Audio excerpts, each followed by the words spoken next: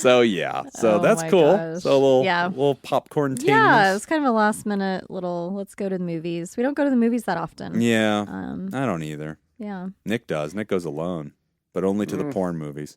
Well, for obvious reasons. For Nick's friends. That's how we're going to do this? Nick's like, yeah. I like how we start shows.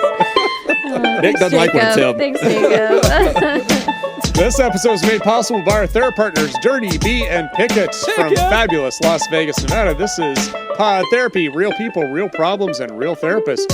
You can submit your questions anonymously at podtherapy.net or email us at podtherapyguys@gmail.com.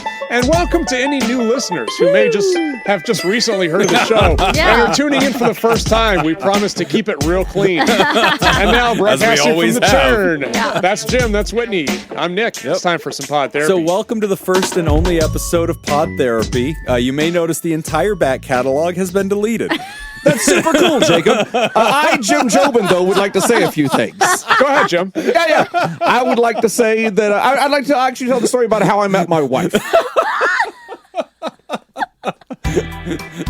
So there we were, Hollywood Boulevard. I was just walking along, and all of a sudden, the best trick in town comes sauntering up to me. You heard in your sports car? In my that RV. lets us know how big your dick is. Oh, Lord. So go to patreon.com/therapy. There is quite the Jim's Tale of Woe this week. I just like does that. Not disappoint. Just hinting at it the smallest amount makes your face turn really red. Red. I don't think I've seen Jim that red and tearful. I mean, Jim telling the story, listeners, caused him to turn beet red. Yes, a story that happened 2 days ago. Yes. Yeah. I'll be thinking about this for the rest of my life. I'm pretty sure. When's the next meeting? I don't. You know what's funny? You asked to go to more meetings. I didn't get the email. Weird. Really? They said okay, I'll email you all right after this with the minutes and when the next one. That never happened. Yeah. So I think that'll probably be my last showing. So whatever. But hey, some other you got a certified letter from UNLV. Yeah. Please do not return. Cease and desist. Some interesting Pod Therapy show news. So first, our website, podtherapy.net, where we always direct you to submit questions anonymously. Some of the Patreons noticed that the website host that we use, which is Tumblr, they changed the setups that you actually had to create an account to submit an anonymous question. So we fixed it. We came up with a workaround. So if you go to our website now and you just navigate through the buttons, I think it's there's a button that just says the podcast or something like that, and a drop-down menu comes down. You'll find a link that says ask a question. Click on it. It will direct you to an anonymous Google form. It does not ask for your Google information. So if you're logged into Google when you answer it, I won't ever see any of that crap. It doesn't need it. So it's just completely an anonymous form, but that is our new way to drop information to the show because we want to make sure that we create a exclusively anonymous way that we don't have to email us if you don't want to. That's always been the main way people like to submit. But again, you can always you can send a question to us through your email. What's the email? PodTherapyGuys@gmail.com. And you can just tell us this is anonymous. We'll never read it out loud. Yeah. But, anyway, if you we'll read the email out loud, not your name, though. Exactly. Yeah. So anyway, but that's honestly, fixed. whatever name you sign the email as, that's the name that's going to get read on the air. Exactly. Right? Like we if do you not sign look the at email anonymous. anonymous. Yeah, that's right. Well, no one pays attention to what that email address is. So the email itself just gets copied and pasted into a Word doc. Yeah. And so the email is pretty much lost. I mean, so unless we actually look at the email and the address, which we never do. Nobody's ever taken Unless pretty it's much. But you're describing your internet. extra steps. Yeah, exactly. We do not do that. So anyway. We take the minimum amount of steps as evidenced by everything we do on this podcast. Everybody By on the way, the amount of Patreon. steps that we take, 1. Yeah. We Everybody copy on and the paste the Patreon email was from the email That's to a Word doc. Copy. On the Discord, all the That's true. patrons were like, hey, Jim, we're just going to build you guys a new website and then, teach you how to use it. And I was like, whoa, partner, let's stop right there. Whoa. Nope. We don't know how to use the one we've got. talk. We have a very specific system where you submit shit and we get an email that says you've got shit. Go get it. And that's 100% of the things we know how to do. We need to keep it that simple. So we have kept it that simple. But also, Patreon news. Pod Therapy has finally hit the big time. Mm-hmm. We have our first ever doctoral intern for the show. Can you fucking believe it? Because I kind of can't, but it's real. So as you all remember, we have an official horse of the show, Tonka Yes. Truck the Pony. Yes. And Tonka Truck the Pony's owner is Emma, who is a licensed therapist in Illinois and is currently in a doctoral program.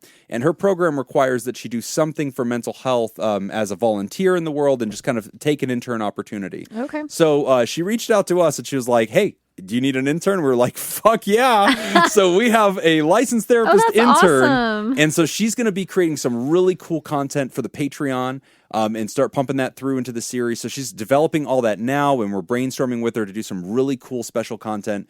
So it's never been a better time to go to patreon.com/therapy, sign up, because you won't have to listen to Nick and Jim's dumbasses for long. We're going to have more support in there. So Sweet. big news, exciting developments. Pod Therapy finally made it. We hit the big time. So hopefully we don't destroy her career like other therapists. who Yeah. have Been By lying affected about by having a pod therapy. podcast. Yeah, I Lord. sent her an email with my coffee order, and I still I don't saw have that. my coffee. Yeah, I was waiting to send So mine she's- until after she she's, sent yours. Not off to a great start. Yeah, I'll I think just- we get to grade her, so that'll be fun. and we'll do it on air. yeah, 100%. We're reviewing the whole fucking thing. Oh, on wait, air. you do have to do the thing though at the end, right? Because we had an intern Yeah, an evaluation. early in Ice Cream Social. Oh, that's yeah. how we met Ryan. Ryan. Oh, cool. Who cool, made this cool. belt? Ah, there you go. Yeah, Oh, yeah. wow. But yeah, he was our intern first. And yeah, we had to do a whole evaluation thing That's at the end right. of it. That's right. And we're going to be very strict on this. Good. Okay. Yeah. I mean, she could produce all the great therapy content in the world. That coffee order needs to be fucking right. That's right. Served hot. Yeah. So Well, I don't know just how think you get about that. the emotional stress that can be caused by an incorrect coffee order. There it is. yeah. That's damn. He's good. Yeah. All right. Yeah. Let's just do that. I think that we could loop that around. Oh, yeah. Tell the professors like, look, she is terrible. Yeah. Okay? just awful. You can't tell the difference between a latte or a cappuccino. I mean, that's some She bullshit. doesn't know the difference. Okay. I have so many things that are unfiled. My socks are all mismatched. My laundry's undone. Nothing's been cooked. Sir, none of that's on the learning. My wife is objective. waiting for someone to sexually satisfy her. And it's not going to be me, Professor. I have an intern. I have an intern for this shit. Things to do. I have a podcast. All right, we got some great questions for today's show. The first one in the lineup is dating toxic dudes. Hi, Pod Therapy Like the people. Swamp Thing. Yeah. Hi, Pod Therapy people. I find myself attracted to men who are a bit cold and disrespectful to me, and it's impairing my ability to hold healthy relationships. To be clear, the type of guy I'm speaking about is someone that I can have a loving relationship with, but they have a bad side to them, hence the coldness and disrespect. An example of this might be something like my boyfriend gifting his ex-girlfriend a brand new iPad for Christmas and then gifting me a shot glass out of pity. Wait a minute. What? This sounds really specific. I think this is definitely a metaphorical example because that's also what happened on this show. Yeah. And anyway, do you have any insight on Like, how sounds I think familiar. they're giving me an example that I would understand. I believe get so. it. So you have dickhead friends too. Got it. Do you have any insight on how I can minimize my attraction to this kind of behavior/person? And how can I maximize my attraction to more kind and respectful humans? For reference, I'm a female in my early 20s. Thanks in advance, Anonymous. Ooh. The first thought I had was kind of attachment styles. That's where Okay. my brain went. Oh, yeah. But that's kind of digging around deep, maybe. Yeah. Dig I deep. love. it. Go for it. I love the awareness. Let me just throw that out there first. Yeah. I love the awareness because that really is the first step, as cliche as that sounds. You're noticing, hey, we have some really great moments, but there's some really not great moments too. Yeah. And you're even labeling it as bad, like a bad side to that. Right. So I guess I have a lot of questions too. It's sort of condensed. So part of me is like, how long are we staying with these partners? Is there anything that changes once you notice this? Or are they the ones that are ending things? Like that would help maybe with the type of advice I would give. Why are girls attracted to bad boys? What's the deal? We want to with fix this? them. Is that what it is? Well, that's I'm therapist like girls. halfway joking. Yeah, therapist girls, sure. What is the deal? No, I do think part of it is like, I'm just, thinking back to clients and whatnot. And I do think part of it is... Yeah, clients. Yeah, clients. Yeah, for sure. Yeah, definitely A friend. clients. A friend. They're not 38 You don't know years my friend. old. Yeah. They live in Canada. So anyway, my friend Brittany. Yeah. My friend Mercedes. Tell us about your friend Brittany and her bad boy phase. Yeah, I was definitely very attracted to bad boys. At the Christian college, the boys who like didn't close their Bible before they left, And Totally. her boyfriend, Spreeder. yeah, Spreeder. His name was Deep. Yeah. Instead of Go Pete. on. Oh my gosh. So fixing dudes is part of it. I Somebody do feel told like me once there's that it value. also can be like if a guy seems like he can afford the luxury of being disinterested or mean, Mm-hmm. that it might accidentally communicate a sense of value. Like when you meet a really rich, pretentious person, you're like, either this person's really fucking rich or just an asshole, but I need to wait around and figure it out because they have like a power thing going on. It's like, you're kind of a dick. Can you afford to be a super dick? Like, what's going on? Is that Yeah. part of it? Like, there almost is little like bit. a sense of value Yeah, that a they're little transmitting. bit, I think, is that chase. I would call it like a chase. I was going Like, to say, I think it triggers Yeah. the chase. Yeah. The chase gene. that, Okay. and more than like, oh, they can afford to ignore me. I think more so it's that, oh, can I get them to like me? Even if when they do. Then you don't want them again, anymore. speaking for my friends and Yeah, Brittany. no Brittany in personal Canada. We've experience. covered that. Brittany in Canada. Yeah. Brittany Mercedes. Yeah, I think a little bit of that is that challenge. Like, can I get this person Mm-hmm. to feel attracted to me? And then that will like increase how I feel about myself. in So a it's lot kind of ways. win them. Yeah. Yeah, which Yeah. makes sense, right? Because then the opposite of that is like the super nice guy who's like super clearly affirming and flattering and complimentary right out of the gate. And it's sort of like, oh, I'm not even taking you seriously, right? Because Yeah. it's too easy. Yeah. Women are bitches, Nick. This is terrible. A lot of things are clicking for me right now. All of high school's fucking made sense. It's like, oh shit, so I should have been mean? Like, is that how this works? Okay. Oh, it's I like it's know. cute when Jim thinks it's somebody else's fault that he Yeah. didn't get laid. You can use that I if you wasn't doing need it the to, right Jen. way. That's fine. No, it's hard to watch that trope now play out in movies or TV shows where it's like, oh, I'm the nice guy and the girl doesn't like me. And the reality is that maybe there's just some youth involved there that you're trying to figure that out. Like, oh, what do relationship dynamics look like? If I do chase after this person, am I gonna get like validated for that? Right. And if you don't, I feel like then you're like, all right, well, fuck that. I'm going to go be with a nice guy who actually appreciates me or whatever. So you've definitely had patients over the years. Yeah. Like young women. Canadian- patients. Canadian yeah. patients. Yeah, but they've come to you and said, oh, you know, I keep dating toxic guys and there's like, they're reading things online like I need to know my worth or I need to treat myself better. And then it's tough as a therapist because we can't just agree with that and be like, yeah, you're right, break up with them, here's how you do better. Like we have to kind of help them get to a place where they're ready to make that choice. Right.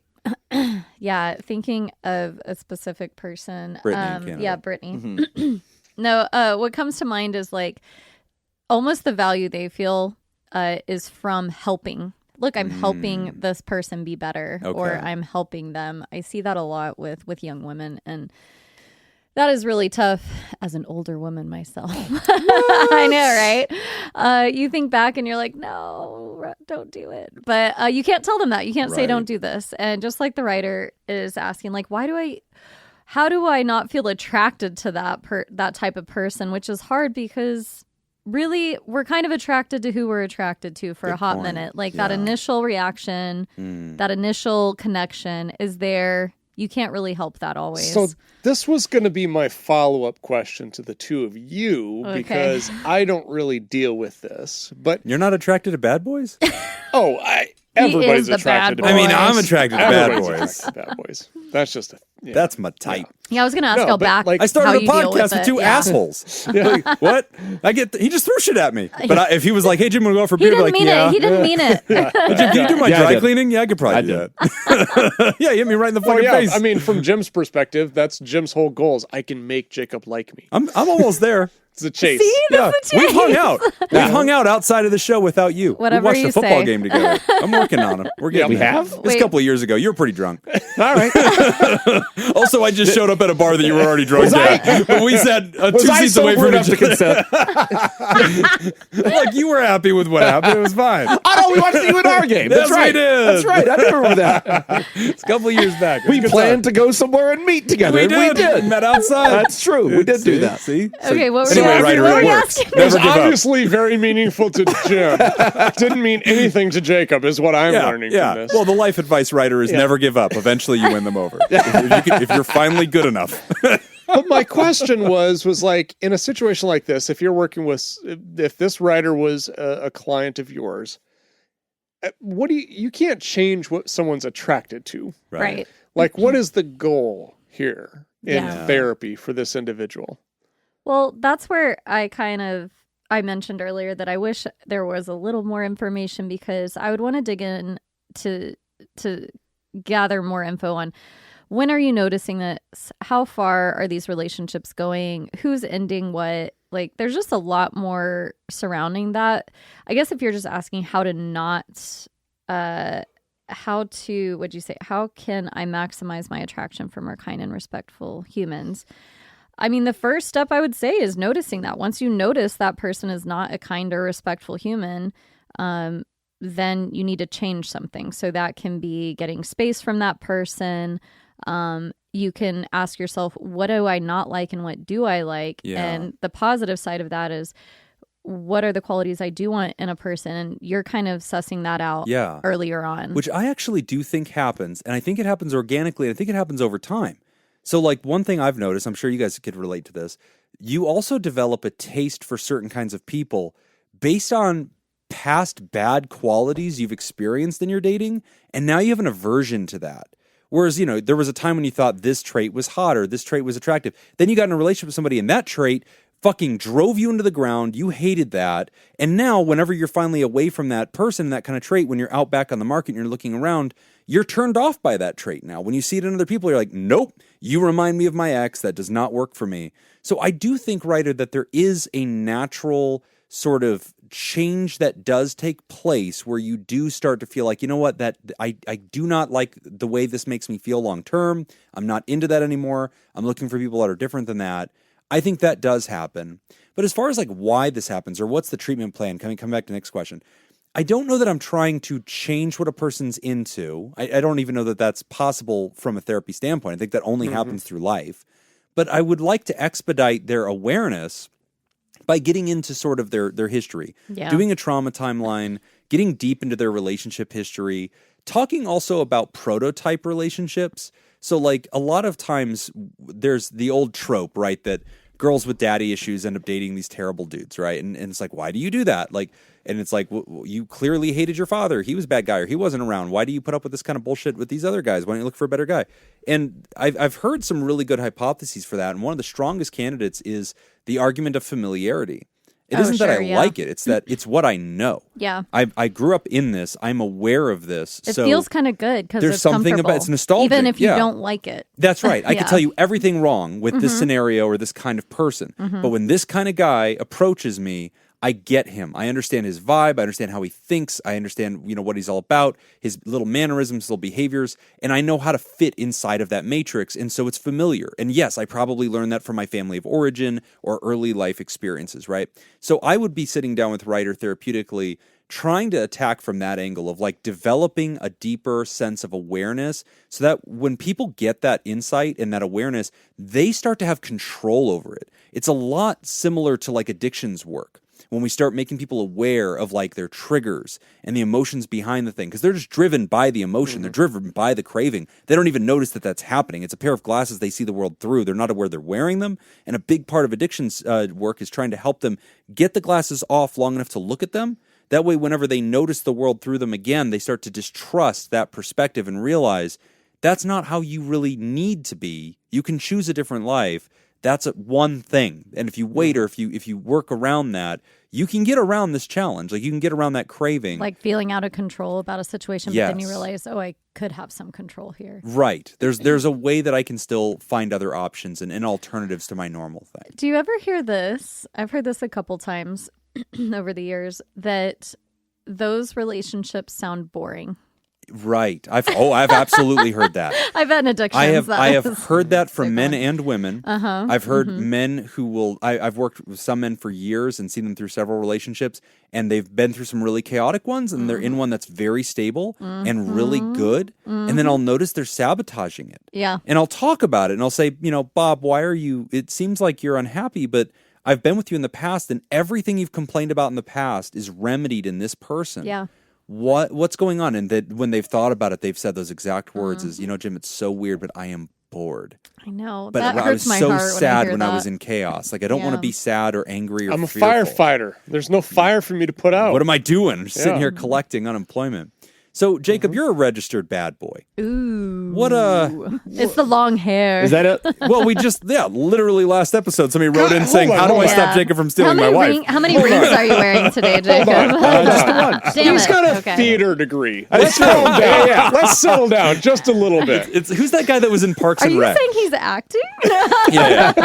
The guy who plays Ron in Parks and Rec, he was Oh my talking gosh, about Ron how, Swanson? Yeah. He's talking about how he drank moonshine like a certain way by flicking it over his wrist, and the director was like, how do you know how to do that? And he's like, that's how you drink moonshine. And they're all like, oh man, you must be like really tough. He's like, yeah, I'm the toughest guy that went to Juilliard. Exactly. I know There's a things. sliding scale. I drank moonshine at Juilliard. Yeah. So you've seen this. You've seen the bad boy fixation. I guess. Sure. Yeah. And people just get stuck on it. I don't know. I mean, I think people Yeah, what are make your bad thoughts? decisions for a lot of different reasons. I would say for the writer, like if you want to, you can either date people that you're instantly attracted to, or you can kind of finesse things and work to find someone who you like for a relationship. Like, I mean, you can just do that. You can be purposeful and searching for someone who you're really interested in being in a relationship with, that maybe like you wouldn't necessarily go after instantly if you saw them across the room in a bar. Right. Yeah. I usually, the advice to piggyback off that I'll give is find someone you can be friends with, that you just enjoy spending time with. And especially working with teens, before or now young adults, it's a really good go-to, because that may feel kind of, quote, boring, or, oh, look, we're just hanging out or whatever. But it's like, that's where the most valuable parts of intimacy come from, is that connection, in my opinion. So it also kind of seems like what we're saying here too is like, through improved awareness, along with the fact that you're in your early 20s, that this is kind of going to start to work itself out in a sense. I think Should a lot a of little people bit. from With- life experience start with improved awareness. Yeah.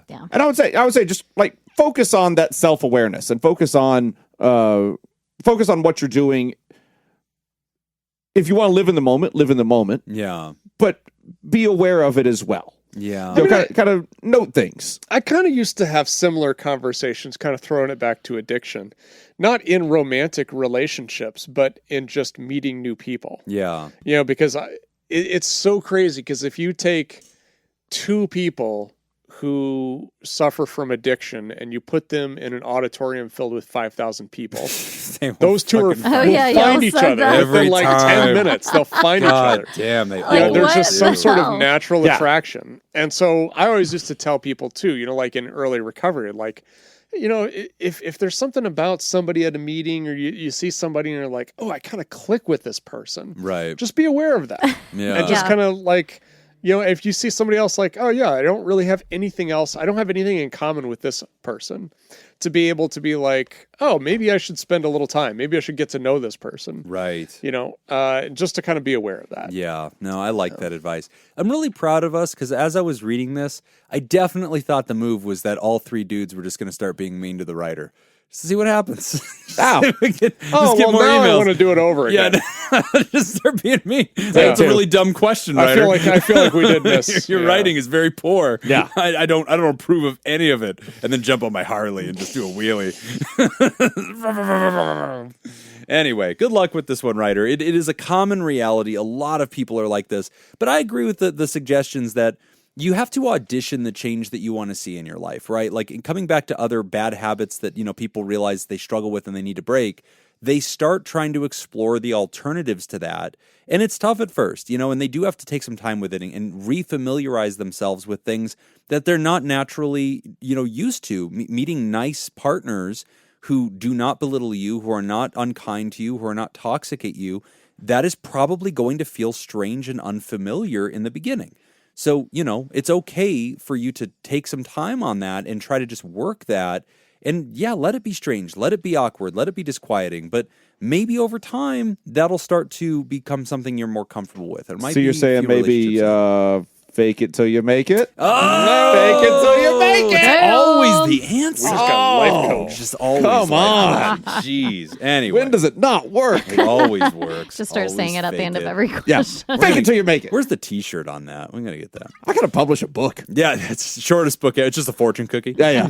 Just a $30 fortune cookie. That's a lot of blank pages, but one of them in the middle just says "fake it till you make it." Done. 10-point type. Yeah. Oil painting of him on the back. All right, we're going to take a quick break, and when we come back, we're talking about Minecraft drama. You're listening to Pod Therapy. Today's episode is made possible by Jake Schneider, Judy Schneider, Leon Kassab, Carolyn Albert, Sammy Scoop, Sarah Smith, Mike Helm, Darren Cunningham, Matt, and Lisa Tangeman. And if you would like to sponsor the show, become a therapy producer at patreon.com/therapy. All right, here we go. According to Carl Jung's theory of personality, Jesus, are we still doing this? what is the collective unconscious? Carl Jung's theory of personality. What is the collective unconscious? Anybody want to take a shot in the dark? Fuck that. No, give me the answers. I'm not playing this I thought fucking Jim game. would. It's just it's a room filled with unconscious people. Yeah, there it is. Yeah. The shared unconscious experience of a cultural group. The personal unconscious mind developed through individual experiences. The part of the unconscious mind shared by all humans containing archetypes.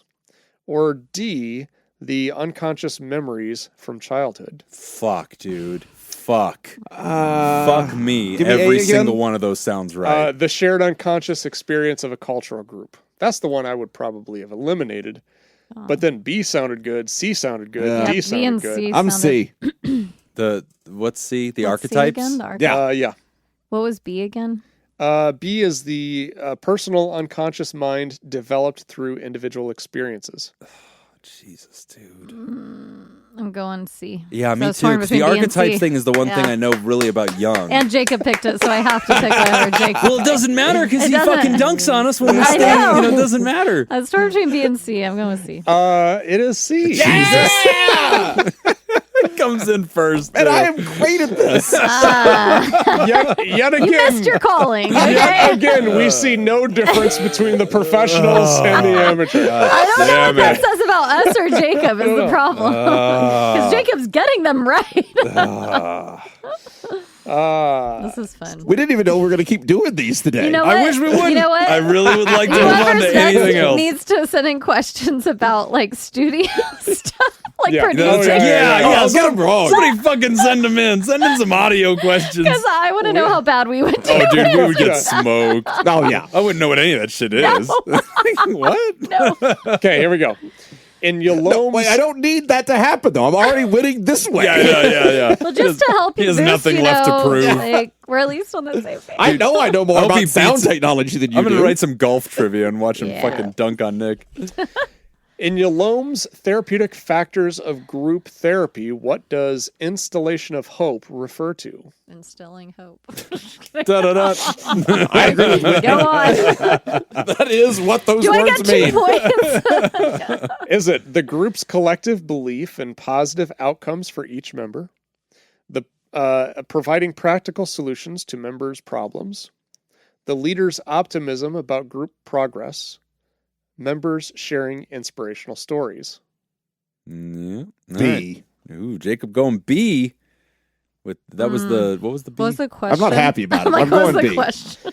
B was providing practical solutions to members' problems. What is installation of hope? No, I don't like that one. Installation of hope. Never mind. I don't like B anymore. Give me the options again. The group's collective belief in positive outcomes for each member, providing practical solutions to members' problems, the leader's optimism about group progress, or members sharing inspirational stories. Oh my God, this is hard. I don't like any of those Oh my answers. God, this is the hardest I one. guess I'll feel go like. A. Okay. I'm not thrilled All right, about look, it. I was gonna go A, Really? and I'm still going A, but I just want it to be on the record. I'm not just copying Jacob. I am trying. I am What? picking what I Say- actually think is say right. B. Jim, you're gonna have to start writing your answer down Yeah, ahead. Yeah, I that's am, what I guys. thought I'm gonna last start time. texting it to Nick. What was B again? B was providing practical solutions to members' problems.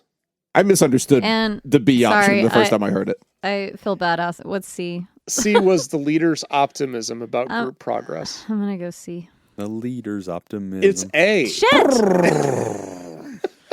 Should have Copy copied Jacob. Jacob. Just copy I should have him. copied Jacob. Smartest kid in class. Just sit behind him and just look at the answers. Damn it, I went off Peek the, on the off sheet. the route. You did and that to yourself. I did it to myself, trying to be different. You'd think I'd stop enjoying it as much too after a while. Oh, 3 fucking shows in. We're You're still sending doing this it. in. Stop it.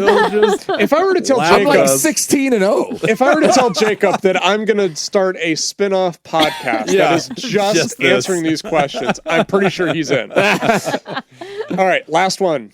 No, I think I missed one last week, didn't I? I think, Yeah, you you're- did. I think in Yeah. all of history you have Yeah. missed one. Yeah, I think No, there's I only believe one. that's the one that I missed. Yeah. Yeah.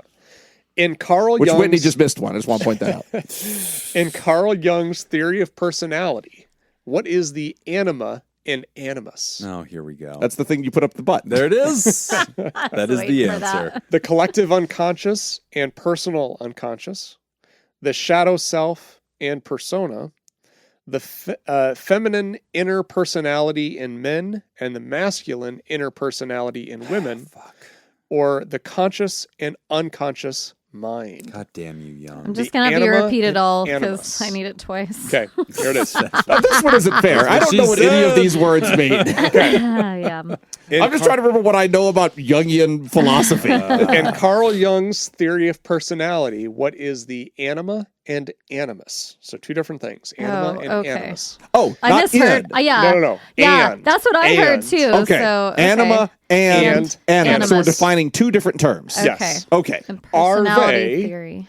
The collective unconscious and the personal unconscious, the shadow self and the persona, the feminine inner personality in men and the masculine inner personality in women, or the conscious and unconscious mind. A. Damn it. Okay, Jacob's saying A. B. I'll B? take the men and women one. C. C. It's C.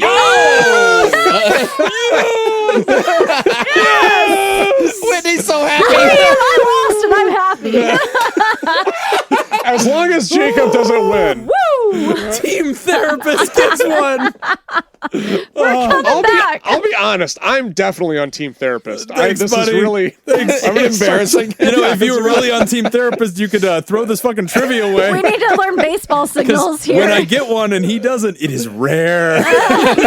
Most of the time, that is not what's happening. It would be great if you would just get some new fucking trivia. We have an intern for that. That's right. That's right. Yes. Yeah. Oh, yeah. That's a great Actually, job for the it was intern. our intern who sent us the. Damn it, these. you're right. That's and, right. and she sent us the Yeah. Olympics ones and the horse ones. I guess she's Oh. kind of been doing this all along. Wow. Yeah, well, at least we're putting her to work. Minecraft drama.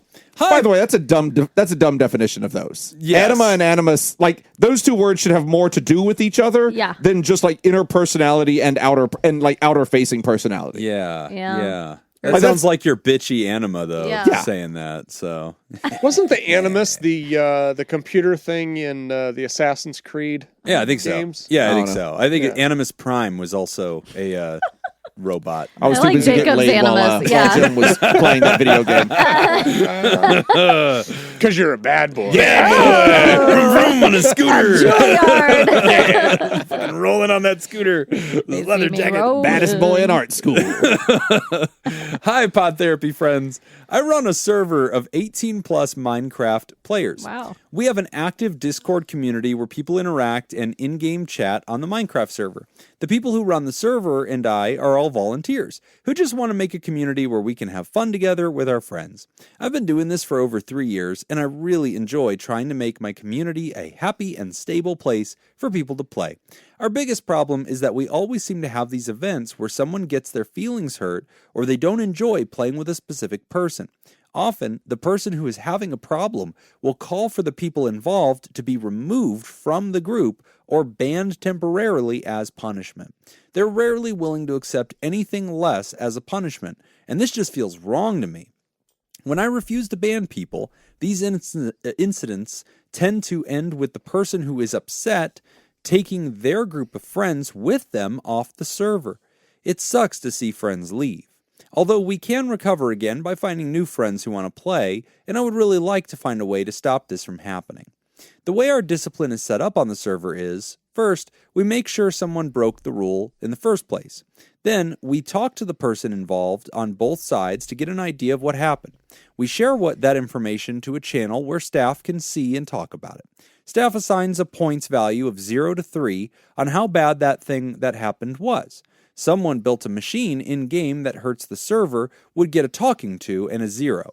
But if we had to talk to them about the same thing a week later, it's a 1.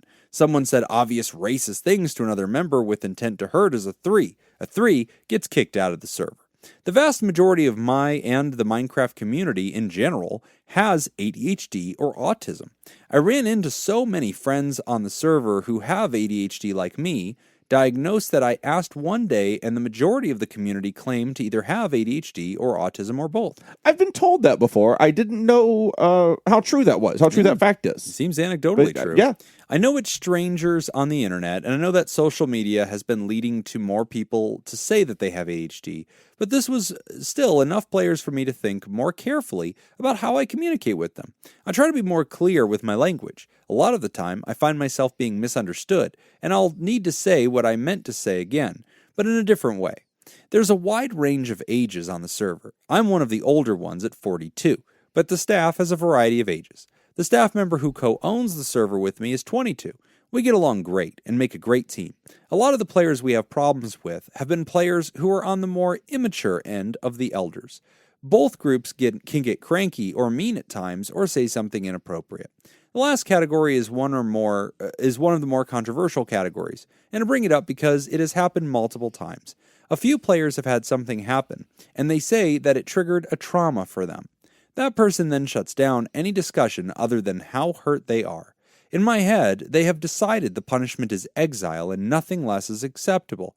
I feel like it's hard to make a place for them to play that would feel safe enough for them. I tend to have a lot of empathy for others, and I feel like I can see it from both sides. My goal is to make a place where people can have fun together, make friends, and lean on one another during hard times. These events have taken their toll on the server and the staff's mental health from all the drama. Are there any suggestions you might have about how to write rules for people on the spectrum? Are there communication techniques that might help avoid misunderstandings? Are there any good books or resources you would recommend on community management or conflict resolution? Thank you so much for your help. Signed, Lovely Spark. Pronouns are she and her. Thank you, Lovely Spark. That's really cool that you actually, because originally when hearing this, my first thought kind of reminded me of like our Discord. Sure, yeah. Which, anytime, we had a lot of growing pains. Yeah, I mean, anytime you've got a group of people on the internet, there's always going to be drama. Yeah, even in a therapy Discord. Exactly. And my approach has just been to never go on there. That has worked for you. Yeah. It's worked amazingly. And Jacob. Yeah. Actually. Yeah. But every now and then somebody tags me and I look at it. But no, I Lovely Spark. I love the fact that you have actually like looked into the ADHD and autism thing, and you're factoring that in as like I thought that too. Yeah, like that's really cool. Yeah, I like that question. Because I think a lot of people would just be like, "Oh, they're being assholes," right, Yeah. and not give any other thought to it. But the fact that you've made that connection and you realize like, well, she's trying to both sides. She's trying to look at both sides of the problem here, which is that's great. That's what you want. Yeah, it's easy to be dismissive. It's easy to just be like, grow up. It's the internet. Don't put your feelings out there to get stepped on. That's your problem. Blah blah blah. But then I think to try to do what Lovely Spark's doing and say, look, we really do want people to feel comfortable. We want there to be some kind of like reaction, but the reactions they want are black and white. They want people to like be banned or be kicked out and exile from a community. That goes all the way back to biblical times, man. Like that always is like the way people try to do it. And boy, do I not think that is a good like human management system. Well, I think I am not an expert in neurodivergence, so I'm just going to preface Yeah, I that don't really think any of us will quickly. claim Yeah, that we are. but from I don't know. my, Ask me some questions about it. I might be. I don't know. you know Is what? there a Trivia. test I can take? Trivia. Preferably a multiple choice test.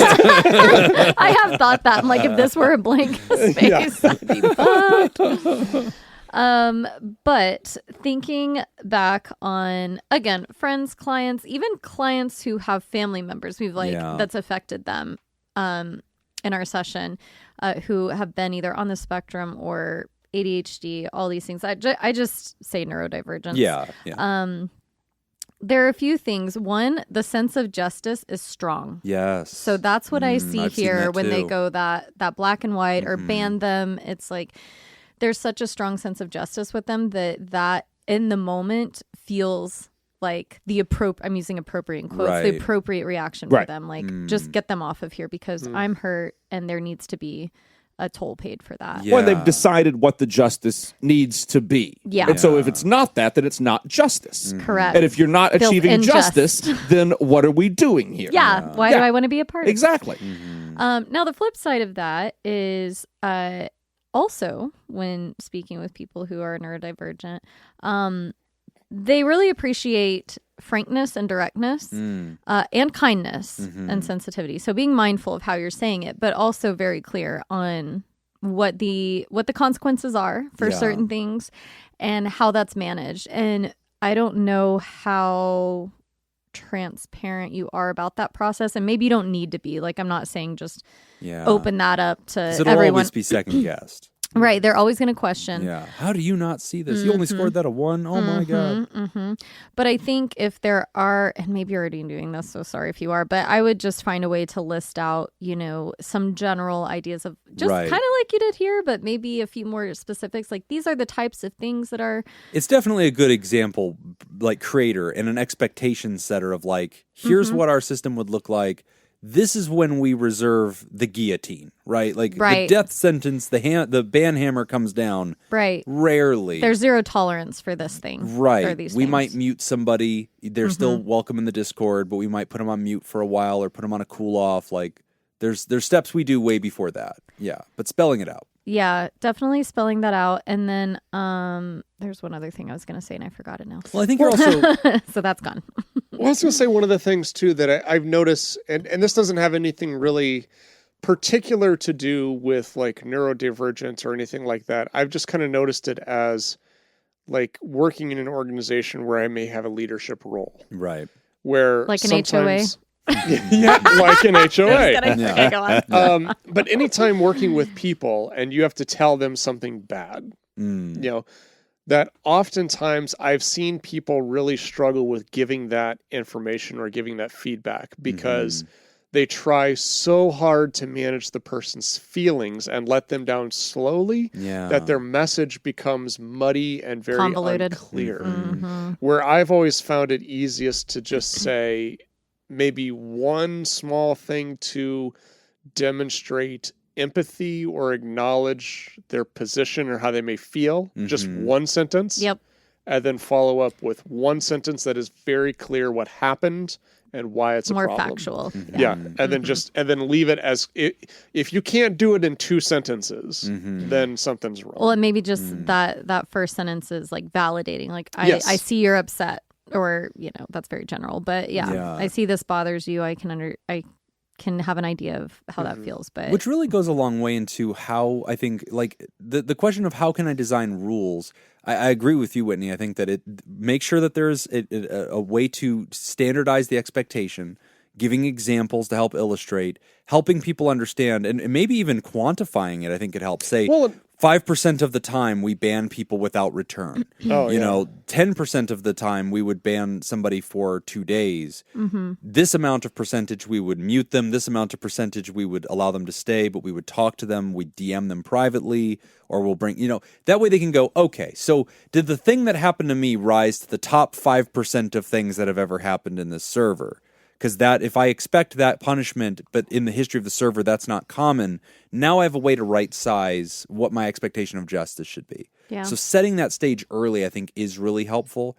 But when it comes to like how to train your team, one of the things I would point you to is coming back to some of those basic de-escalation skills that we've all had to use as therapists, and especially people running like facilities and in substance abuse all the time. And if you go through our Discord, or not our Discord, if you go to our Patreon, patreon.com/therapy, I think for $5, I think is the price right now, you can get in there. You can see the entire library of everything we've ever recorded. And as you know, every Monday we publish new skills, research, all sorts of stuff. We have done deep dives into de-escalation skills, and I went over the 3 A's of assertive communication and attached the worksheet that I give to patients in session to illustrate the ideas. That is something that I think you should find and use, because it's very simple, it's very effective, it addresses a person, it hears a person, and it also kind of steers them in this subtle way without like being dismissive or controlling or trying to minimize their experience, but also helps them right size what the expectations are or what your staff is going to do, and like guides them toward acceptance of that. So that de-escalation skills, I think, is a big factor in how you manage the server. De-escalation technique number 1. Punch them in the face. No. If anybody ever brings something up that makes you feel uncomfortable, assert that they're a liar. Yeah. Make Step sure. number 1. Yeah, always say that. While your Always face is turning deny it. bright red. Yes. Yeah. And then use a lot of labels, tyrant, communist. Yeah. Get really excited with it. Just go. If you don't say Hitler at least 3 times, you're fucked up. Yeah. Write a diss track. Throw that in there.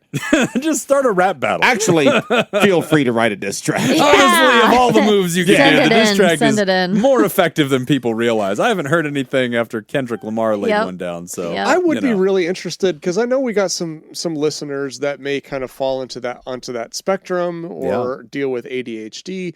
I would love to hear from any of our writers, like, how would Absolutely. you want to be approached? Yeah. If you did something on Discord or on any kind of server, and Or you assuming felt unjust, or even just assuming that you rightfully did what you did. Right. Like, how would you want to be approached with that information? I would love to hear it. I'm not going to go on to Discord, but maybe Jim Yeah, can I'll relay read this it. I'll tell you information what later. happened. Yeah. But Yeah. Here's what I would do if I was the writer.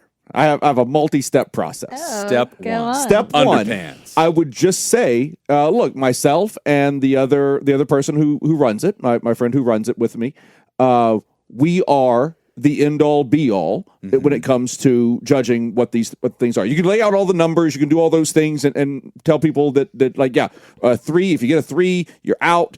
Here are some examples of what a 3 would be. There are other things that we're not listing. Make sure you always say that. Like, there are other things that we might decide later are a 3. But here are some examples of what a 3 could look like. Here are some examples of what a 2 could look like. Here's some examples of what a 1 would look like. Right. Here are some examples of things that we would say, this is a 0, this is nothing, but that have been turned into us as potential problems before that we don't see as problems. Right. And I would say, we are going to be the arbiters of justice here. We are going to deal with all of these things. You, by being in this group, you are signaling your acceptance and respect of the fact that we are going to be the ones to do that. Right. Furthermore, if you ask for a specific punishment for someone, if you are reporting malfeasance of some sort, great. Report the malfeasance and your job is done. If you ask for a punishment, that is a minimum of a 1-day mute. Right. And That's you a nice start move. you start a punishment system for people who ask for specific punishments. Right. Yeah, I like that. And it's just, hey, you can ask for a punishment, and and it's not like a ban or whatever. Right. So it's like, if you think it's important enough to ask for a punishment, I like that idea. you're going to suffer this consequence. Yeah, I like We'll that. listen to your suggestion, but you will suffer this consequence. I like that a lot. 2 things that I think I've seen in Discord. I'm pretty active Very in the Hitler Discord of you. world. I'm just Yeah. kidding. There you go. Get him. Y'all gave me Yeah, that get him. advice, and I'm taking it. But don't Write the say diss it. track. Don't say it 3 times in a row. That's right. Otherwise I'll no. never say it twice, bro. Some things that I've seen work in the Discord world, our server and other ones that I've been on. Oh, no, she said it. Oh no! Oh no! I've seen it work where I've seen rule boards where they say, "Look, we have a council culture, not a cancel culture here. If somebody's out of line and you tell us about it, understand that our first move is to help them understand what our server is like." And the way we do that is, one, we want them to like listen and notice how other people talk, and we try to get them to slow down and listen and notice what's cool and what's not cool and what kinds of people have a sense of humor or whatever. And then, we also will pull them aside and go, hey man, that kind of stuff's out of bounds. Stop hitting on people, like whatever, and like they counsel them. And a lot of times people are really responsive. They go, hey man, I'm sorry. I've been in other servers that operated very differently. I'm getting it. Thank you. We fucked everybody. I fucked everybody in the last server. And so, no, it's really crazy because I'm in some servers where like people pop in and like they just start popping off trying to like show their dick or whatever. And then like, okay. Oh, you mean when you say you're active in Discord, you mean outside of the... Outside of Pod Therapy. Pod Therapy. Yeah, okay. There's other ones. And so like I'll get Why into do That's that? where he shows his I find dick. other There's some video game ones. And stuff. He goes to his dick show in Discord. But yeah. I mean, I'm usually the guy who gets DM'd by the moderators. Can that be the title? Dick show in Discord. And there it is. Tim's dick show in Discord. Nope. I'm not going that far with it. But I will do that. Make a Dick note. show in Discord is going in the episode title. So that one I think is one thing that you can do that like helps people kind of like see and understand that, hey, our response is generally to coach and to counsel and to try to like help people get along and like we're trying to help them out. The other thing I would tell you, and this is something I hope that you listen to because I think it's one of the biggest takeaways, sometimes people like that leaving your community is the best thing for the future of your community. Yeah. If there are people that are super touchy and banging their hands on the table and saying, I demand X, Y, and Z, and they're just going to keep getting offended. There's going to be another person. They are going to keep pushing everybody else out and having you ban everybody until nobody wants to be a part of that kind of a community. Mm-hmm. Nobody wants to be in a community of people that are that frail and that easily agitated and like ganging up and like trying, like if I was running a company and there were people that were like trying to start mutinies, like getting other coworkers like fuck this place, man, fuck the leadership, they're terrible, we should all just fucking walk out, we could all do better. I fucking hope you quit. That would be the best thing for my company is that you leave, and I hope you take 5 of the other naysayers with you on your way out the door, and I can replace you with people that aren't assholes and dragging this place into the mud and making it this weird, like, everybody's pissy all the time environment. So sometimes a mutiny and people, like, self-purging from your community is honestly the best thing that could happen. Well, reminds me of one of those posters from the despair.com posters. Uh-huh. As it had something, it was like an HR poster or something that said something to the effect of like, sometimes the fastest way to improve company morale is to fire all the unhappy people. Yep. That's not wrong. It's like, the math is mathing. I remembered what my other thing I was going to say earlier was. Too late. And it was, We've moved beyond it. Just give me the trivia. You got to be quick. Give me the trivia. Wow, she's like weirdly attracted to you now. She's like just licking her lips like, I don't know what just happened. Let me get my chapstick. God, he's so mean. I'll bet you I could just do enough to win his approval. I tell you to talk. I think I can fix. Why do you always wear sunglasses in the studio, Nick? It's really distracting. This is Stern Daddy's podcast now. Whitney, go on. No, I was just going to say you're not responsible for other people's feelings. Yes. I mean, that's just the go-to. I get that you're empathetic, and I highly value that quality in you as a person, as a human on this planet.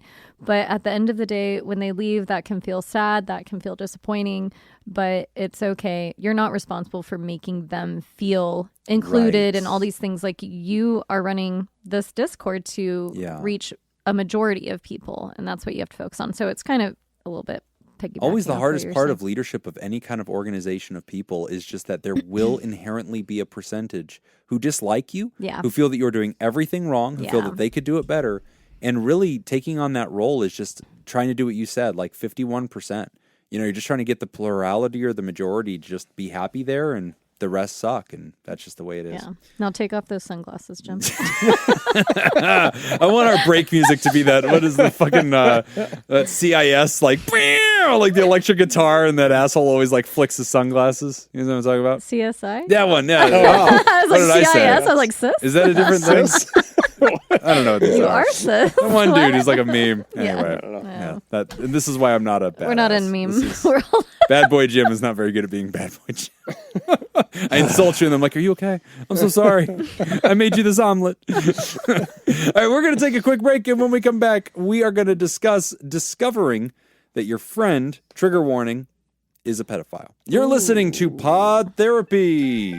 Today's episode is brought to you by Jake Schneider, Judy Schneider, Leon Kassab, Carolyn Albert, Sammy Scoop, Sarah Smith, Mike Helm, Darren Cunningham, Matt, and Lisa Tangeman. And if you would like to sponsor the show, become a therapy producer at patreon.com/therapy. And if you are a therapy producer, you get to you get to sit Easy for for you to a say. get to know a therapy producer interview. Mandatory. Well, I'm bringing it up because I'm reading some of these names, and some of y'all have not gotten in touch with me. Reach out. Do it. So, do it. They're Anyway, dodging you. all right, here we go. Now some more movie trivia. Yay. Is it Disney? Oh, dude, did you hear the new Disney album? No. Oh, it's What? called A Whole New Sound. It's on Spotify. It's a I know what punk- I'm listening to on It's the an way. entire album of old pop punk bands covering famous Disney songs. Oh my It fucking rules. You will love the All shit right, out of I'm it. gonna listen It's to called it. A Whole New Sound. A Whole it's New on Sound, Spotify. okay. You are a bad boy. Yeah, I know. So bad. Yeah, as I'm singing Colors of the Wind, driving my around. When we asked Whitney to be on the show, this is not the thing that I thought would draw the two of you together. Yeah, like, yeah. I did not see this as being a bonding Our thing. millennial Disney magic is strong. We have broken into song more than Our once. connector. Yeah. We have that one bond. All right. We're pretty What? much the same person. Don't ever say that again. Get out. Yeah, why don't you start throwing shit at her face? As Jacob reaches for poker chips. I was like, oh no. All right, sorry, go next. Okay. What is the ethical principle of veracity in counseling? Veracity. That sounds better. Is it maintaining client confidentiality, acting in the client's best interest, being truthful and transparent with clients, ensuing equitable treatment for all clients? All right, Whitney, we got this. Veracity. All we have to do is shut the fuck up and wait for I him to know. guess. I'm gonna We have a wait shot. on I didn't this listen one. to any of that. Oh, we All have a good right, shot. so it's a We have random. really good shot. A. Meaningful maintaining client confidentiality. Great. I really didn't listen to the question or the answer. God damn it. Veracity. I was like, that was our chance. You weren't listening. I was going to go say. You guys going A? Shit. Dude, what the fuck? That I was like, in my mind, I was like, I could have Nick reread all of it, or I could just guess and maybe, fuck you. just maybe. Wow. You going A? Yeah. I'm going C. Oh. Being truthful and transparent with clients. Yes. It is. Oh. Okay. Yes! Jim Claus is way out of the fucking All right. Well done, Jim. Yes! Yep. No, he's taking this seriously because he knows that certain people may be listening to this episode. Oh, okay. This makes Dude, sense fuck now. you. You need to get rid of this trivia. This is actually really dangerous. I never even thought about that, but now I'm like really fucking scared to get this wrong. I honestly thought that's why he brought up that whole story was because of trivia. It's like he's listening to the Wow, podcast dude, I'm now. we really need to stop doing this. Nope, we're not. I We're going. really am uncomfortable we're now. too far in. This We're is too really deep. Yep. scary. We're too deep. It's not my board. Fuck me. We have totally different questions. We've all voted. All right. so much higher stakes What is the critical incident stress debriefing (CISD) model primarily used for? Taking off one's underwear. It's Debriefing, critical. Very critical and debriefing. assessing chronic mental health conditions, preventing long-term psychological effects after traumatic events, providing routine therapy sessions, or enhancing social skills in clients. See? I forgot to listen to the rest of the question after you said the word debrief. B. Providing routine therapy sessions. Sure. That sounds like something you people like to do. Okay. B. B is the preventing long-term trauma, right? Yes. That is Preventing what I want. long-term psychological effects Yep. I'll take after B for traumatic Bravo. events. Correct. Oh, thank God. Thank There God. we go, therapist. Yeah, we We're know holding on. things. We're holding on. Can we have social work exam questions next time? That would be fun. Just have some of those. I'm just letting you guys get back into sight. He's teasing. I got He's bored. teasing. He is still getting 3 to year 1. And he's so not it's- listening anymore, Yeah. so that's part of the problem. I'm now just bored with these questions. Okay. They're too easy. Okay. He's no longer. All right, last one. Throwing up half-court shots, is drinking a beer. Shit. In dialectical behavioral therapy, DBT, what is the purpose of the chain analysis technique? Identifying and modifying irrational beliefs, analyzing the sequence of events leading to a problematic behavior, enhancing emotional regulation through mindfulness, or developing social skills and assertiveness. I think I know this one. B. Okay.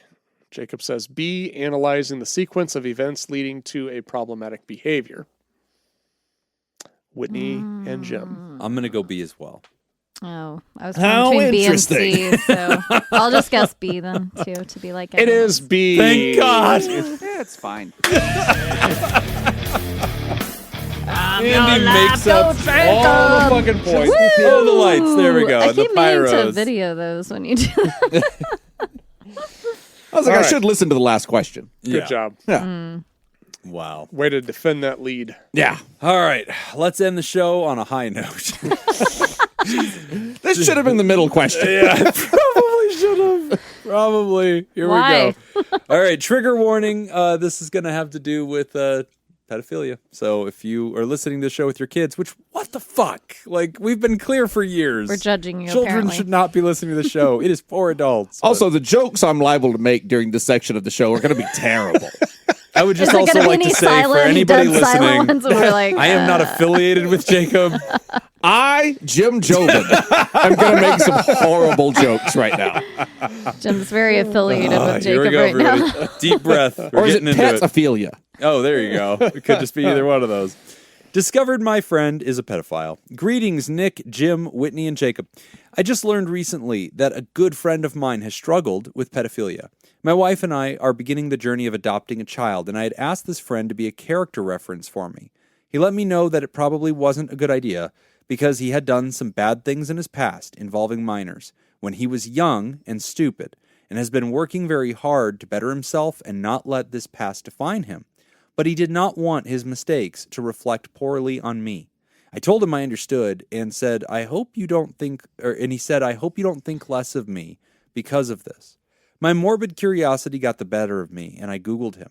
And it turns out he is a registered sex offender, having charges of possessing child pornography and other related offenses. He did his time in prison and has not offended again. I don't believe he is a current threat to children. He's married with children of his own, and they all seem very happy as a family. My wife has stated she would not want him around our future children unsupervised, which I understand and I agree with. I've always viewed pedophiles as less than human, but now I'm struggling because I know my friend is a good person who did wrong in the past, and I don't believe he would ever hurt a child again, but I'm having a hard time letting go of what I know about him now. Thanks for any help you can give me on this, Anonymous. Okay.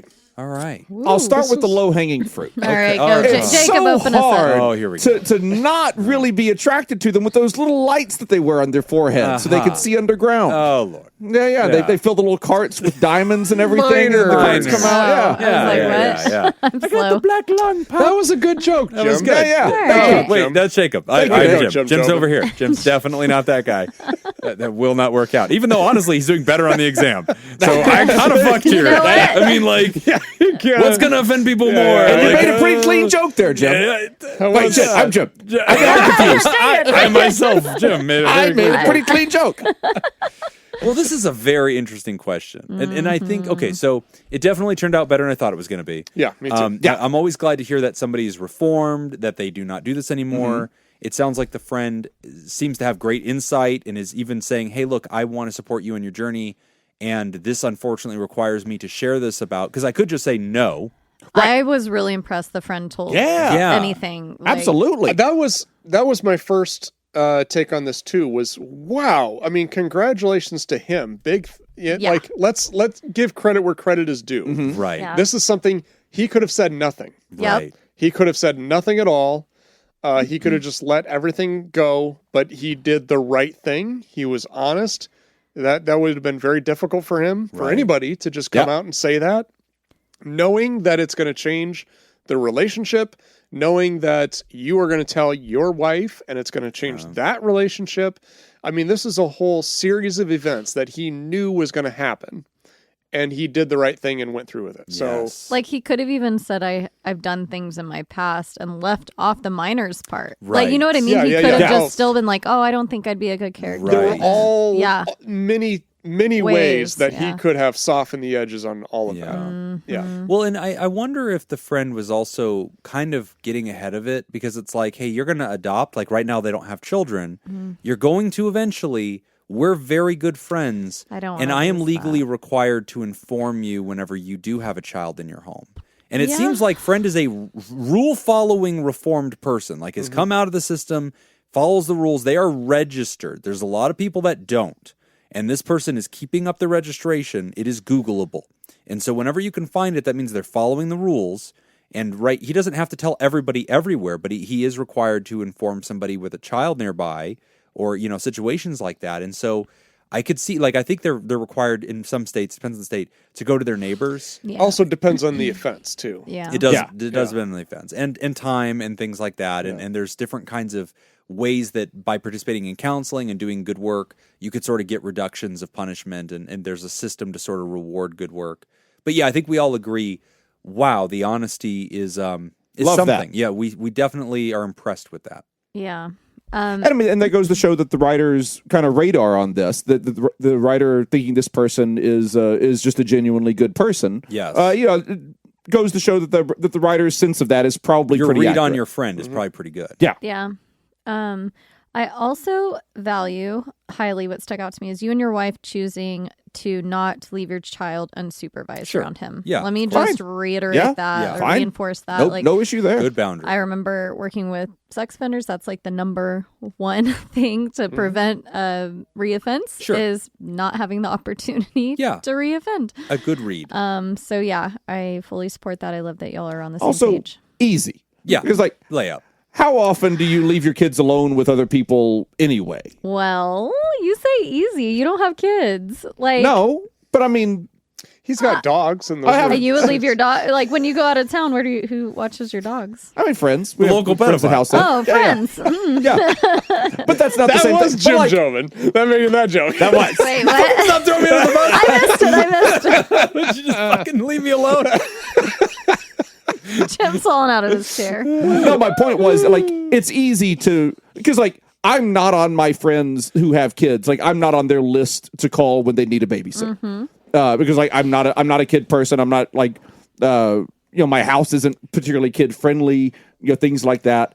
So it's not a big deal to. What I was saying is, it's not a big deal to be like, oh, Yeah. this is just going to be one of those people that isn't on that list of people that we're going to call to You're come gonna over have other people. and babysit our For kid. sure. For sure. Yeah. Also, like the friend has a family and everything. Like, presumably they're busy and they're not available to come babysit anyway. For sure. Yeah. See, my experience, Jim, you're the one with children here. You can correct me on this, but my friends with kids, they look to their friends with kids to like, hey, can you watch my kids? Because now they're playing together. Sure, yeah. And this friend does have children. And this friend has Oh, yeah, children. that's true. So that's where I was like, And they oh, seem like a true. nice Yeah, you're right, family. you're right. So, yeah. there might be a time that comes up where you're like, oh, Yeah. well, his wife's there. Or, you know, Right. like, I'm just saying, you know, And I things think come also up. this needs to be mentioned because it's very easy for us to put everything in one box. And pedophilia is this big, bold, all caps word that scares the shit out of everybody. And like any crime, there are degrees of it that do need to be considered, right? And so in this story, to be clear, writer describes friend's offense, which is public, as having possessed child pornography. Unacceptable. It is a crime. Yep. We're not going to minimize that. If you are a person struggling with that, that is something that we need to correct. You do need to get help for that. You do need to discontinue that behavior. It is a crime. It is not victimless. It is a problem. And there are going to be different degrees of this. So, like, this is not, this person was found abusing a child. that would obviously carry a much heavier sentence. They're not producing child pornography. And they're not abusing anybody in that very direct way. So that's, again, listeners, Jim's not minimizing. Jacob, I'm not minimizing any of that. But it's just to make sure that people understand that there is a spectrum. Yes. And we don't want to just one box everything, because that we are adults. We can all get into the nuances. And it sounds like the writer's doing a good job of not doing that. Great job. And it's very hard not to do. Pedophilia, and let's speak to this. Pedophilia has this very powerful emotional. Yeah, the writer says that. It's like, so big. I felt like they were in, like, what did he say, inhuman or less than human? Yes, less than human. Yeah, and I know I hear that a for lot. many therapists, this is an off-limit zone where they're like, I can't treat anybody with this problem because I struggle, and this is something we train for so long, dealing with transference and projection, and for a lot of issues we overcome it, but for many therapists. And for me, that became a problem in my career. Was, I used to work with kids, and it always was very hard for me to hear about anything that was abusive. I mean, even if it wasn't sexual, just abusive parents or just unkind parents, or feeling like this kid's being mistreated and I can't rescue them. Those dad instincts would be so powerful that I would lose my therapist ability to be impartial and like give them the autonomy to make their own choices. I'd get too protective. Yeah. And so I started having to realize I can't take those cases. So that's just to emphasize, writer, how profound that feeling of disgust and frustration and fear can be surrounding this one particular issue. Well, I was going to say something similar because, Whitney and I have both worked with juvenile sex offenders, and what percentage, if you had to guess, out of all the JSOs that we worked with had been victims? Oh my God, like probably 100%. Yeah, I mean, they were all victims at one point and then became offenders. And it is one of the things that, even when you tell people that you used to work in that population, there's just like, oh my God, everyone, how do you do it? It gets really tense. I could never. I'm like, and it's hard because you're kind of you get put in this position where it's like, okay, well, I don't want to become like the champion for sex offenders. I know. But I don't want to be like, I'm going to stand up, I don't want to be the one that fights. Poor sex offenders.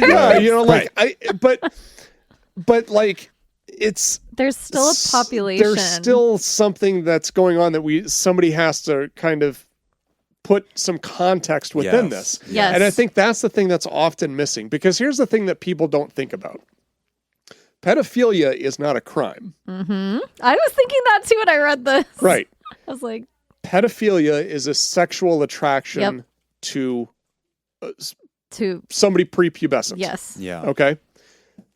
If you never act on it, you've never committed a crime. Exactly. Yeah. We don't prosecute thought crimes. Correct. Also, people can't control that. They can't control what you're attracted to. You do control whether or not you act on it. Is this question one again? Okay, so you do control whether or not you act on that. Mm-hmm. Obviously, possessing child pornography is a crime. Yes. Yeah. Sexual assault is a crime. Exploitation is a crime. All of this is a crime. And all of it we should take seriously. Yes. And I don't think anybody on the show is saying that we don't, that we're coming to their defense. Right. I'm glad that he did serve time in prison and he paid his dues. He did his time. Yeah. And the other thing that I think is really important to point out here with this story that everyone needs to understand is that this is a condition, or it's a thing that can be rehabilitated. Yes. It's in the DSM-5. It is. Yeah. And honestly, just looking at research from, people who've gone through sexual or offender rehabilitation programs or gone through therapy for it. As an addictions counselor, I'm jealous. I wish we had those outcomes. Oh, the outcomes are very strong. Yeah. The outcomes are actually pretty good. Yes. So we do need to put this in context. Got to humanize it a little bit. Yeah, humanizing it. And I appreciate you, Nick, getting into the mental health nuances of it. None of us are walking around championing this. We're not members of fucking NAMBLA, but we're National Association for Marlon Brando Lookalikes. That's it. Oh, yeah. Which I am against. Right. I don't like Jim Jobin am for it. But no, none of us are championing it, but we have a responsibility, which we have always handled really delicately on the show. Over the years, we have had questions, authors write in who are pedophiles. We've had several of those come through where they have said, here's what I'm going through. Here's my struggle. Oh, wow. I have to submit this anonymously. I am literally using like every possible burner account because this is me admitting it, but I fucking need help. Yeah. And it's a very hard problem to have because it is one of the most secretive things ever. And there is so much terror to go to anybody for mental health care because, and again, most therapists, even veteran therapists that I know, would not be able to clearly tell us right now what are the reporting procedures, what's the line. And everybody that's going to be talking to somebody that says, I have this problem, but I've never done anything with it, they're going to feel a responsibility to ask hard questions because if there is a reporting requirement, they want to make sure that they're being above board. Yeah. And so it's very, very, very difficult to get help. And so I really appreciate that we can be the kinds of people that can get into the nuance of this, that can humanize this, can talk about the goodness, that people get better. And we are still going to answer this author to give them some feedback on how they can approach their friendship. Yeah. But to anybody out there who is struggling with this disease, if you find that you have an attraction to people, that it is illegal for you to act upon, and this has been a struggle for you, the things you need to take away from this segment: 1, with treatment, this gets better. Yeah. 2, there are so many professionals that have worked with the population and have done it. And you said a second ago, Nick, you're pointing to Whitney, you said you two have both worked at JSOs. I worked at Eagle Quest. I had JSOs too. Oh, yeah. And so like all three of us, like 3 out of 3 therapists on a random fucking podcast have worked with sex offenders. And of course I've worked with tons of adult sex offenders. Like that's just, that happens in life. Like it's been in practice for a long enough time. So anybody that's out there listening, if you are struggling with this, you need to know it can get better. You need to know getting help is normal and right. And even if you have done things that you are scared to share, therapy does not have to be a deposition. We're not here to give you legal counsel. We're not an extension of the justice system. We are interested in things like, are you harming people presently? And we would like straight answers to that. But if you also as a patient do have the right to choose what you share with us. And you could say, look, I am just here for help. I don't want to get into all the list of anything I've ever done ever. But I need this to get better. And if you can meet me where I'm at, I'd like to focus on that. And look, I know that I, as a therapist, would enter into that zone with some discomfort, but also say the best thing I can do is help you stop doing this, right? Yeah. And then we can deal with what's happened in the past later. That's not my job, but like my job is to heal you. So anybody that's out there struggling with this, there are so many good support groups out there. And in the past episodes, we've listed them. We found them online. We've referenced them. If you just type this into our search at podtherapy.net, you will find lots of episodes that have covered it. I just want to make sure that we definitely don't bypass that because there needs to be a PSA for anybody struggling. There are folks out there that listen to the show that have admitted to us anonymously they have struggled with it. And we've also had people that have let us know later they got better. Yeah. That has happened. And one of them did face consequences. Yeah. And then wrote in later and said, I did get better. So it Aw, does get that's better. But a awesome. lot of folks in this problem do not get help until they get caught. Because they're scared. Yeah. Yeah, until it gets worse and worse and worse. And, I've always seen pedophilia as a very interesting amalgamation of several factors. There's a sex addiction component to it. There is like that threshold pushing to get the high, which is where people descend into it. You're both right that there's a trauma history very strongly linked, a not insignificant number of time or prevalence. We see comorbidity a lot with this. Yeah. So it is a very complex problem, but people do get better with help. Yeah. Going back to kind of the writer's question, what are y'all's thoughts? I was teetering on this, but what are y'all's thoughts on the writer kind of sitting down with their friend again, not to be like, what did you do? What are details or anything like that, but more like some more general questions that are like, how did you get better? What did you take away from it? Or like basically clarity on like who they are now in that progress. That's an interesting idea. I don't know. Do you think that'd be helpful or hurtful? I think it all depends on how you approach it. Yeah. Like if the writer goes into this and the friend kind of starts to feel like they're being interrogated, right. then I not think, great. like Yeah. this person has already suffered legal consequences. They've already done that. Right. And if they feel like they're being attacked again, and they have to go through it a second time, that may not be good. But if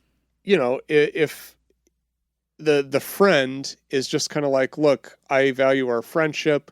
Right. I'm an open book. What do you want to know? If you want to talk this through, if they have that perspective on it, then I think it's great for the writer to actually take advantage of that and like sit down and like, yeah, ask some questions. If you're asking them honestly and because you value the relationship, the friendship, and you want to continue to be good friends with them, and you're just trying to sort things through in your head, if you're going through it, I think from that perspective and like just an honest perspective of wanting to know, I don't think there's anything wrong with that. I think that could be a really good thing.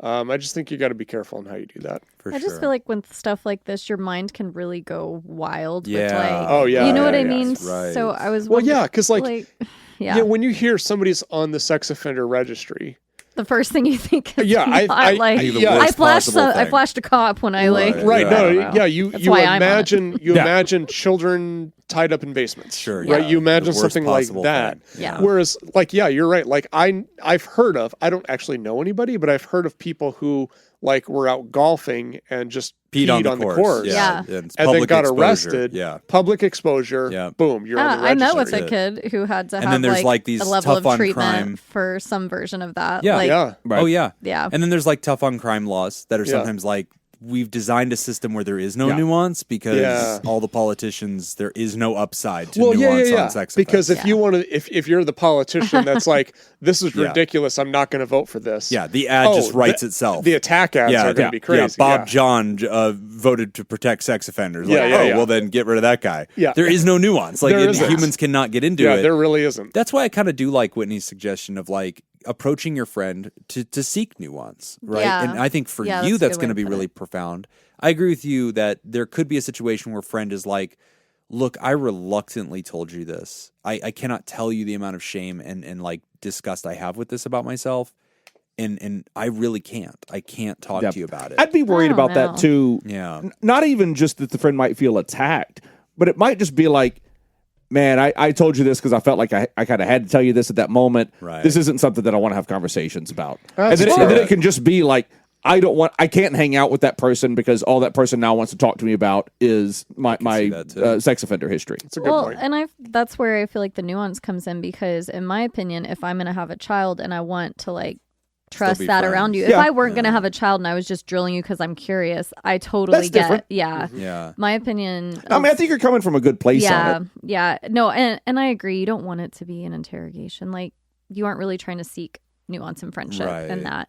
But I'm just hooked on the part where they're like, I'm having a hard time letting go of what I know about him now. And it's like, you really don't know much. You know what Right. that title says when you look up Good on the point. registry, which is not always super clear. Right. It's like, a summary of what an offense is. And so maybe, again, think about this hard and very clearly on what you want to gain from it, like Nick said, and how you would even want to ask this. But I think if it would help your friendship to maintain, you would be able to see your friend still as, the good person Yes. that you saw him as before, who has this past, Yes. and somebody that you could still trust around your child when you're Yeah. all together and not be constantly like, well, what did they do? What did they do? Like, where's my Yeah. kid every 2 seconds?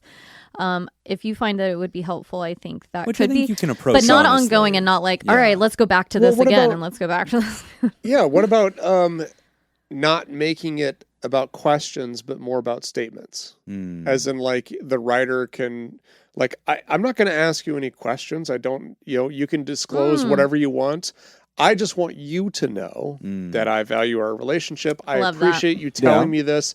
I know that was a big risk for you to do that. I love that. And I appreciate the courage it took to do that. Yeah. Boom. Then also, leave it. I And think then You be could, done. you could even add to that, like, hey, there are a lot of questions that are Yes. circulating around in my mind.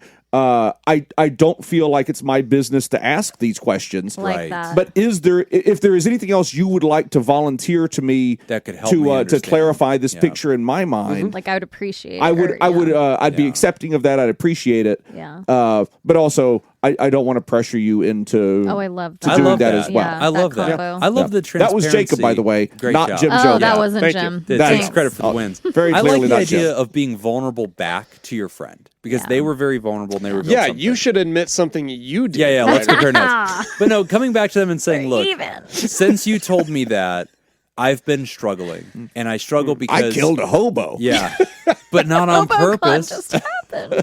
He was already half dead. I just took his stopwatch. So, like, I think that wait, pocket watch. That's what I wanted. Stopwatch. Stopwatch. I Back know. It's to like one. he Restart the stopped. show. His heart stopped. Yeah, restart. I want to. Welcome to Pod Therapy, real people. So no, I like the cross vulnerability of giving back to the person and saying, basically humanizing them, but confiding in them and saying, since you've told me this, it has been very different for me. I have never known anybody who has had this. It's never been confessed I've kind to of me. spiraled a little bit on this. And I've spiraled because I had a very specific view of what people who have done this look like and behave like and are. And you're none of those things. Yeah. And so my And you can brain say is doing very pointedly, somersaults. you have changed my view on this to some degree. I am struggling. And so I want to complete whatever process I'm going through right now because I'm stuck in the middle, right? Between the demonic, scary clown version of what I've heard this is and you, a man who I respect his life and his family and his children. So I'm adopting, and I in no small way do I sometimes imagine myself as a father imitating you, a dad I know, and coming to you for advice. And so I'm stuck between these two worlds. It would really help me if you ever were open to it, to sharing more, not just about the dirty stuff and what you did. I might not need to know that, but maybe a lot more about how you changed. And that would be the last thought I have on this writer. That'd be nice. Yeah, I think it would be really kind of healthy. the what was it like on the other side of that? Teach me why things got better and how you, because that's what the number one thing you need to hear about is that change happens. Yes. And it is possible. What's different? What's different? Yeah. I mean, recovered people, something that Nick and I have got to work with a lot in substance abuse, are some of the best human beings I have ever met. I know. I Like agree. people, if I I have so much energy though. people Not that the I cocaine. know are in recovery. If I meet somebody and they tell me like they're in recovery for so long, they no longer do this or that, in the back of my mind, I suddenly realize I am meeting such an authentic human who has done so much more personal work than almost anybody I've ever met in my life. And I find those people to be very winsome, and like I look for that is not a turnoff. Like if I meet somebody that tells me that, I'm not thinking, oh shit, I don't want to hang out with that person because they used to do drugs or whatever. Like I don't know what they used to do in their old life. In fact, it goes the opposite way. The recovery thing adds 10 points to the scales on the other side because I've gotten to know what recovery is. Well, yeah, I have the same perspective too. Like if somebody tells me that they're like 15 years in recovery, like I'm thinking, wow, you've had to do everything we've all had to do plus. Yeah. more. Oh, yeah. With Weights on your avoiding- back. Yeah, and so it's like, wow, that's Yeah, actually and they pretty just tend to be impressive. really quality people Yeah. who have done like really sincere efforts at like self-change. They've addressed a lot of character stuff. So I say that to you, writer, because it's very likely that though nobody's happy that your friend went through this, part of the person you have met and that you have grown to like and really appreciate is who they are because they went through a huge personal transformation and therapy and punishment and self-reflection and reading and change. And I just don't want you to lose track of that because when you hear something like this, it becomes such a big label that it eclipses everything else that they are. But in reality, what we're failing to see is that the change has already happened in so many ways. And that's so important because you need to be able to believe in that change. And look, if humans couldn't change, then we're in the wrong fucking business. Yeah, But they can and they do. that's a great point, Jacob. Thank you. Fuck. I would like to say that I, Jim Jobin, disagree with all of that. People don't change. They're all bad. Good luck on this one, Yeah. Ryder. But, I love that you're taking a nuanced approach. I love that you talked love about the it with your honesty, spouse. too, and you're Also feeling telling your spouse. conflicted. Because I could see a lot of people like, oh, I don't want to tell my spouse. It's going to ruin like my ability to even talk to this friend anymore. And like your spouse took a very moderate view of it too. Like, Yeah. hey, I'm not going to tell you not to hang out with this guy anymore, but I'm going to create a hard rule right now that just this will never be an open door for me. Yeah. Don't ever ask that. And it's like, yep, I'm with you. Okay. We're on the same page. Now we just have to figure out the rest. So This is why you never share information with your spouse. that's, never tell them anything. Secrets. But Do you know guys, what? if somebody tells you something and says, like, do not tell anyone else about this, do you automatically tell your significant other Yes. anyway? Yes. I was wearing a wire And the whole does that time. person assume that you're going to tell your Yes. significant other, or do they think that you're going to keep it from your significant other? Right. I've talked about this with my friends, a and they're good always question. like, yeah, if there is a spouse or very long-term partner involved, it's like, okay, don't tell anyone. Well, I know you're going to tell Peter. I know Right. you're going to tell who, like, but no one else. Because unless they tell me, don't tell anyone, even Peter, which Yeah. doesn't really happen that often. But then I'm like, okay, I won't. Whitney, I So- would appreciate it if you would not discuss anything that has been spoken about here with Peter. Okay. Peter didn't give a fuck about this podcast. That's just true. He pays y'all money. Peter One would whole actually dollar. sincerely appreciate it if Whitney would follow that rule. Yeah. Can we He would actually too. require that she That- does tell that him is true. everything? That is true. I He's would like, like please that stop better. telling me things. I'm stressed. But no, but actually, so if I'm saying something to a close friend of mine and they're in a relationship, Mhm. I will never say anything to that person that I don't want the spouse to know. Right. Well, that's yes. fair. Yes. I assume the spouse is going to know. Yes, I agree. I just like, and when I say don't tell anybody this, I assume they're going to tell their significant other. I agree. Now, when it comes to people telling me something, I don't, unless I won't hide information. Like, so if Just I this won't isn't a tell visual, anyone. this isn't a visual podcast. I know, so that's they just can't for you, see Nick. the look I that you know. gave me. There's No so one much else saw. visual I know. that Whitney does. Like, we'll be speaking and she'll point at us and be like, yes. And I'm like, say it. Say it with no, your mouth. No, what I want the I've been audience see your practicing. hand. I want the audience said to your see face the eye was red. rolls. That's what I want. like the Or one I just the just gave shaking Nick. head, like looking I would down. never tell Whitney anyone. is very expressive, You know. but it's all visual. Yeah, it's all visual. the Incredible. No, but cameras. like I wouldn't intentionally keep something from Laura, but I wouldn't offer it up. I gotta try this out. I'm gonna think Okay, of some yeah. juicy stuff to tell Yes. you. Yes. Then I'll ask Let's- Laura later. I'll Did tell I you tell what. you this? If somebody tells me, I'm going to tell you this, and I'd really appreciate it if you don't say anything to anyone else. I can't think of an instance that I've gone and told SJ anyway. Yeah. Because Unless most of they, the time, like, if they say, no, tell, I assume you're going to tell SJ or something like that. Then, like, I may or may not tell her. yeah. Yeah. Because But if unless they volunteer it, unless they say it, I assume that they mean what they say. I mean, I'm thinking like 99% of the stuff that people have told me, where they've told me don't tell anybody else, Laura wouldn't care to That's know. also Right. true. That's true. It's You like know, they don't care. Yeah. So, So yeah. SJ doesn't give a fuck. That's just true. It really helps when your spouse But just But would Nick not would give never a tell fuck. No, anyone. SJ's like, who the fuck is Jim Jobin? Yeah. I'm right here. Been speaking to you this whole time. Jimothy Jobin. Jimothy. Oh God, Right help here. me. It'll never JJ. get better. It's all so bad. All right. I don't have a anyway. PhD. Well, that's just true because I lost that. So because of my gambling fucking problems. Because I'm probably not qualified to work at a university. Oh Christ. Or go to their meetings. God damn you both. All three of you. You've all just fucked me. I didn't point that time. So many ways. Just so it's noted. It hurts. It just cuts me so deep.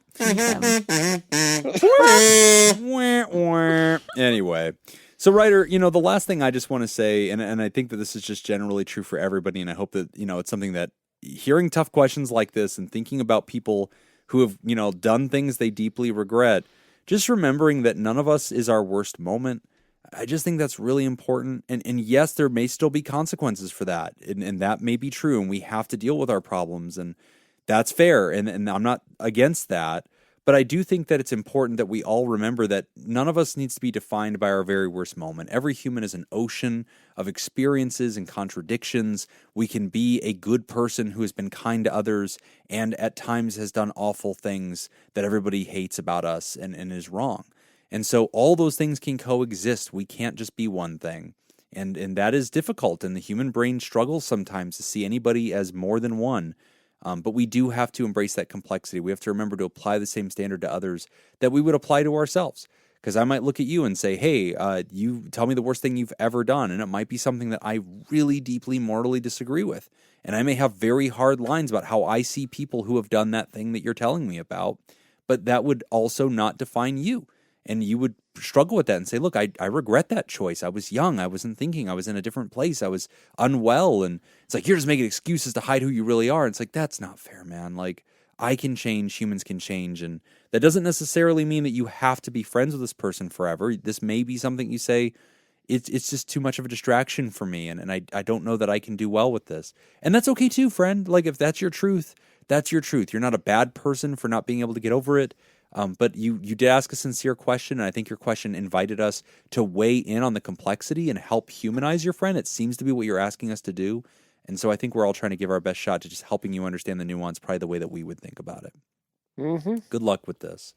As we wrap up the show, we want to remind you could sign up at patreon.com/therapy. You can get our extended show ad-free a day earlier, as well as enjoy our live chat Discord community and our weekly deep dives, interviews, skill shares, research roundups, and rants. And this week, who's your interview? It's your week. Is it? Yep. Because you gave me 2, but I don't do that to you when I cover for you.